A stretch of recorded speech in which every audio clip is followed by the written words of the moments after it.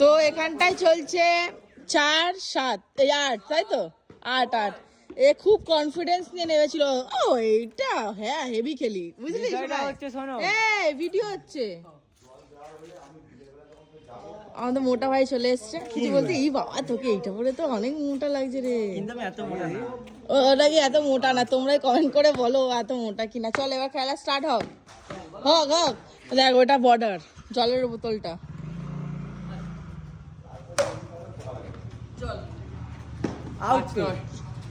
Out তো, ওই out গুলো দিচ্ছে না। কতবার আউট করেছে তো দাদাকে।